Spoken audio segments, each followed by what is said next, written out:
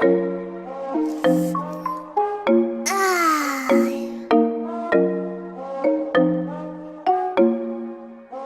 on the beat, boy. Okay, boomer. Whatever you say, boomer. Okay, boomer. Yeah, boomer. Whatever you say, boomer. Okay, boomer. Yeah, boomer. Whatever you say, boomer. Okay, boomer. Whatever you say, okie dokie, boomer. B-O-O-M-E-R, please your dusty mood, don't vibe with me. You are old and so therefore I must say 10 for dinosaur. 8. Okay, boomer. Whatever you say, boomer. Okay, boomer. Whatever you say, boomer. Okay, boomer. Whatever you say, boomer. Okay, boomer.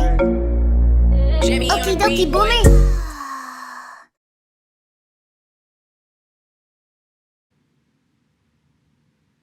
Hello and welcome to this polar ice cap update, the first polar ice cap update on this channel, and we will start tonight with this 25-year average ice volume graph. And as you can see, the graph of the actual data, the red graph, follows the trend line, the polynomial trend line, pretty closely, or the other way around. And the reason for that is that we have a 25-year ice volume average, and 25 is close to the normal period of 30 years that the meteorologists use.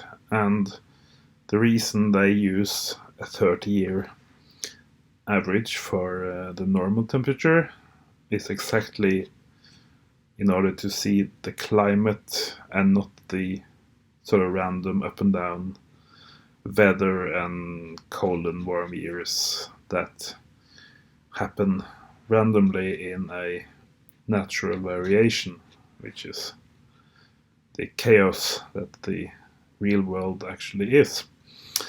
So with a 25-year average, you can see a clear downward trend in the sea ice volume, and we use lots of different multi-year averages on this channel, and this time it's a 25-year average, and that's because we've gone to a new all-time low and passed a new milestone, which is 16.5 thousand cubic kilometers on the downward trend here. And because I made an update to the next slide with the loss rates, I want you to make a note of this green trend line, because I'm gonna apply that in the next slide, because until now I just used the current decline, the day-by-day loss of ice, and extrapolated that into the future. But as you can see from the green trend line, it's bending, it's bending slightly downwards, so it's not going to be a linear decline.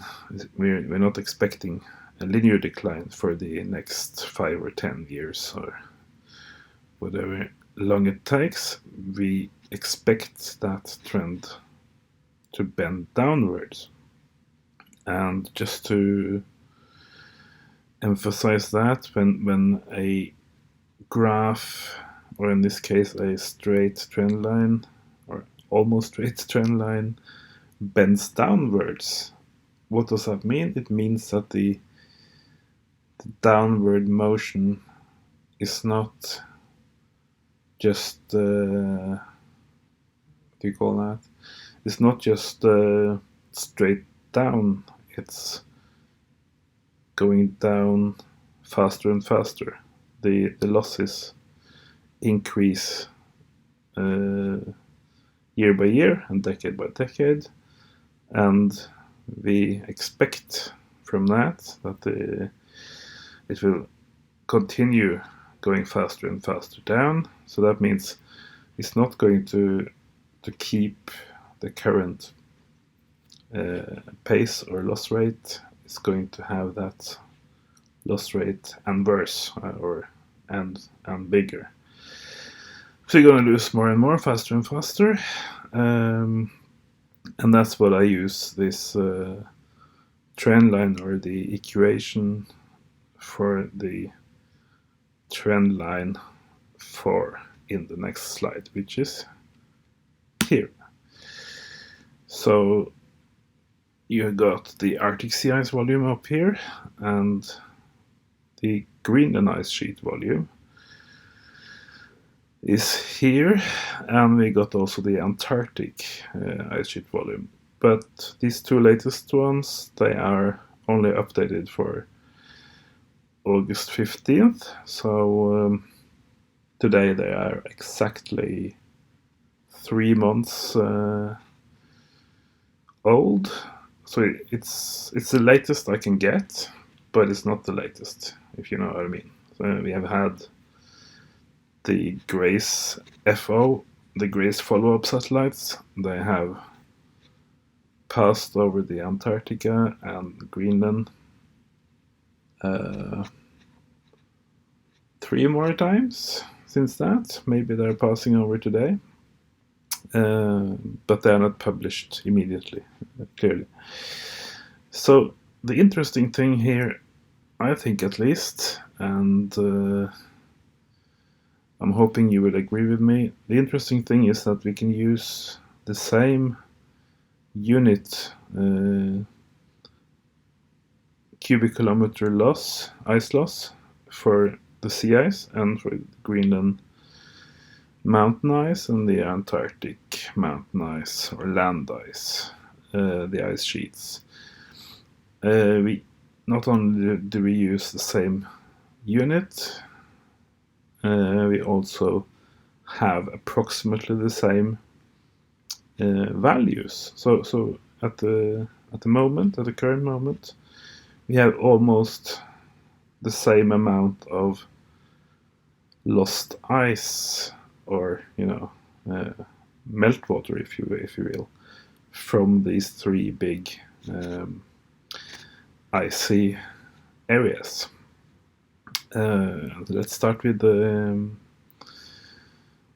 sea ice. You can see, these are the different multi-year averages that I apply, and the reason I used different multi-year averages and not just, let's say, 10-year or 20-year or 7-year or 5-year is that they all have different, let's say, skills, in that the longer averages, they will have a more sort of this is the general kind of loss you have over very long periods, and so when you have a straight line, almost a straight line for the longer averages, the shorter ones, like 1 and 2 years, they will go like up and down like a yo-yo, like a bouncing ball, and while that is kind of action-filled and exciting, what we're really interested in is like how fast are we losing ice over decades, right? So even though 2021 wasn't such a tough year for the ice, we didn't lose as much as we did, let's say, last year. We're not expecting we're not expecting ice to lose less in the coming years. Quite the contrary, we expect it to go back down below the trend line, below the long-term trend line, and return to record low territory. And the reason we expect that is, of course, because we have now 42 years of big losses. No, 43 years record of bigger and bigger losses from the sea ice volume. So that's why we expect it. It's not just not just a bright idea that maybe we lose it. We kind of know that we are losing it, and that it will, if it's bouncing up right now, it's gonna fall down again. That is not a tough bet. And yeah, if you didn't catch it already, the numbers here, the 1 for the 20-year and 25-year averages, they refer to 1 cubic kilometer lost sea ice per day. So we're losing, let's say, an ice cube that is 1 kilometer in all the 3 directions. So we're losing quite a lot of ice from these long-term multi-year averages every single day. Of course, you can see the yellow ones here, the 0.9 cubic kilometers at the end. That's the latest 4 days of October, and the last day, the very last day of October for the 25-year average. And what that signifies is that the loss rate is going down slightly here, but may just as soon jump back up again, as you see here for the 8-year average, which was down to 2, up to 0.2, up to 0.3, down to 0.2 again, and then back up to 0.3. So, and the same thing for the 7-year, which went from 0.8 to 0.7 and back up to 0.8 on the 31st of October. So these loss rates, they go a bit up and down, but the longer ones are more stable, and the shorter ones are sort of more jumpy. But anyway, at the end of these lines, you can see a large number, which is a year, and those are the years when we expect to reach net zero carbon emissions from the global industrial civilization. And yeah, so we have 7 of these, because no one knows. I don't even know which one of these multi-year averages that will be most predictive or have the best prediction for when this is going to happen. So by providing 7 different ones, you can sort of get some kind of clue or an idea, a ballpark for when this is likely. And some people just immediately believe that these are sort of blue ocean event estimates. They are not. A blue ocean event is 1 day or 1 week or 1 month, a short period of virtual ice free in the Arctic Ocean. But these are defined down here. These are estimates for half a year, 6 months of ice free. That's like ice free from June, from summer solstice, until about Thanksgiving or late November, which is the first half-year period that will likely be ice free. And so these are the years that these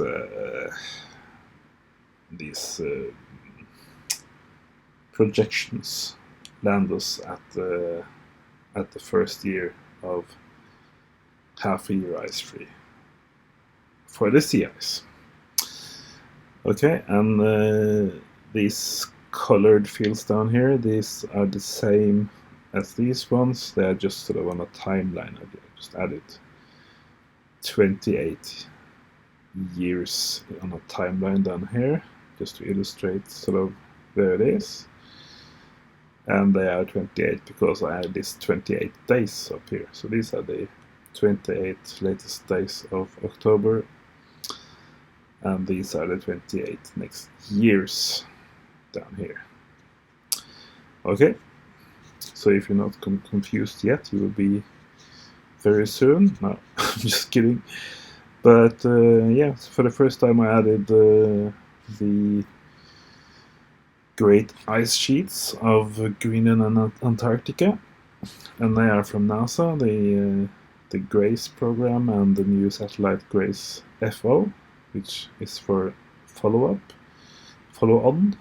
on, yeah, because the first satellite went out of commission, went out of order, and they had to send up 2 new ones, and there was a gap. There was actually a data gap, so we lost 1 or 2 years, but we're slowly getting there, and we are getting a data series again.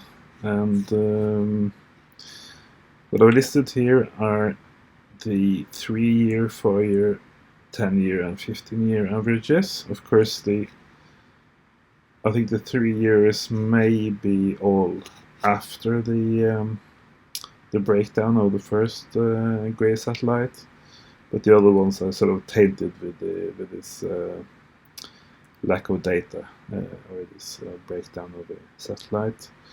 But anyway, so you can see that both for the 3-year and the 4-year averages, the ice loss, the daily ice loss, is speeding up from 0.8 in July to 0.9 in August, and for the 4 years from 0.7 in July to 0.8 in August. And I'm at least waiting eagerly to see the September and October and November figures, but they will sort of start coming now. I'm pretty sure this September will come as soon as I press publish on this video. That's how it usually is.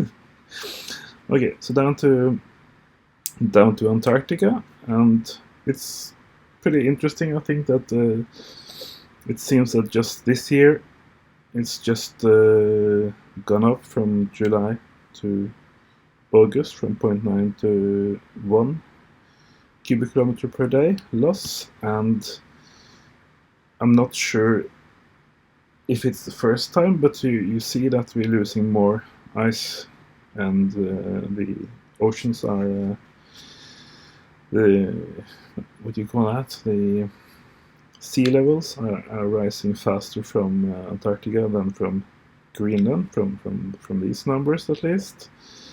And this year, for the latest year, because the Greenland 1-year loss is lower. It's less than 0.7.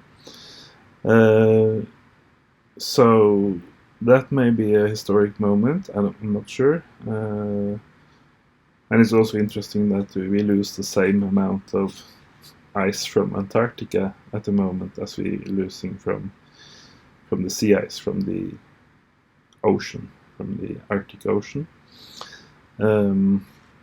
Of course, the land ice in Antarctica and Greenland are the only ones that actually increase the sea levels, because the sea ice is already floating in the ice and already sort of weighing down on the sea, so it doesn't increase the sea level when it melts. But what the sea ice melt does do around Greenland, for instance, is to make the coasts of Greenland ice-free, and that increases the temperature around Greenland, so it actually influences strongly how fast the sea ice, the land ice melts on Greenland, and we come to that in the next slide.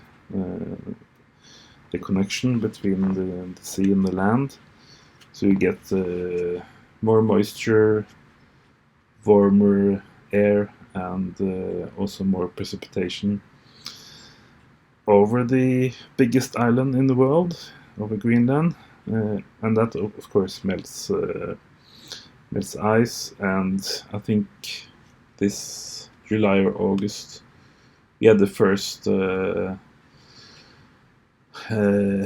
rainfall on the scientific research station Camp Summit, the American research station on the top, on the very top of the inland ice sheet in Greenland. It was raining for several hours up there, and of course they weren't able to measure how many millimeter rain fell, because nobody had even thought about the possibility of having rain at 3,000-4,000 meters elevation on the top of in the middle of Greenland. So okay, so let's follow this next month and see how these numbers develop. And of course I use also the same color codes for these. So the red color means basically 1 cubic kilometer, and the kind of colder colors are less than 1, and it's the same for Greenland and Antarctica. Okay, so let's just jump to the final slide. Okay, I added that the estimates are at the stated loss rates plus the trendline acceleration, and that's where the green bent trend line, the downward bending trend line, comes into play. And the fact that it goes faster and faster, it's bending downward, makes these estimates end up a little earlier, some years earlier than a linear decline would have, and I think that is only fair, because as I said, we don't expect this ice collapse to be linear anyway. So final slide, we have a little figure, and as I alluded to, the Arctic sea ice, the extreme loss of Arctic sea ice has already put Greenland in motion. If you think about these as pool balls or billiard balls, this ball has already knocked into the Greenland ball, and Greenland is now ready to be set in motion over to this final ball, the global industrial civilization ball. And interestingly, because I read through, or I browsed through the entire IPCC UN climate report in August, when is it the number 6 report? I don't know. And I looked for clues or admissions or statements to the point that the Arctic sea ice had passed the tipping point, and that the Greenland ice sheet had passed the tipping points, as several prominent climate scientists have stated already in published peer-reviewed science reports. But that's like, they don't really want to say that, and it's kind of, they don't feel like saying it, and they're kind of treating us as children. Like kids, and they would rather say everything is going to be fine, it's going to be all right, and tomorrow will be bright and shiny.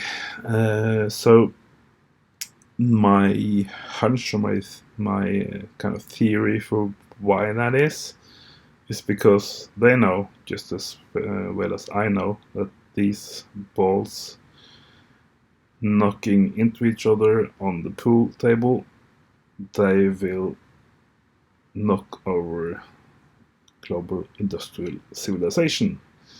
And that is us, that is you and me, that is the internet and electricity and mothers and apple pie, and we kind of like this thing. So because we know that this is inevitably going to knock us over,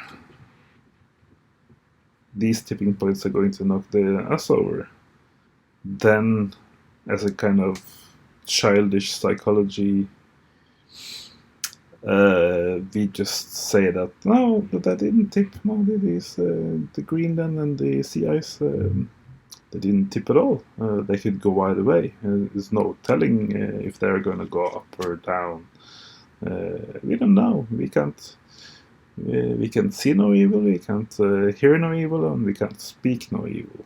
Especially not speak no evil, because some people might get scared or frightened or uncomfortable, and we can't have that because the global industrial civilization is all about making people comfortable. So the lies you hear about ice tipping over or not, they are all about making you comfortable. So because it's uncomfortable to know that these are tipped, these are past their points of no return, then we don't say that, and we don't write that in many thousand pages long reports that have taken 8 years to finish since the last report. We just say stupid things like they actually put in a paragraph about Arctic sea ice not even having the possibility of passing a tipping point. It's a lie, of course, as I alluded to, but it's like they're saying, based on their climate models that don't even include ice caps or ice sheets. Did you catch that? The UN climate models don't even include ice on the planet.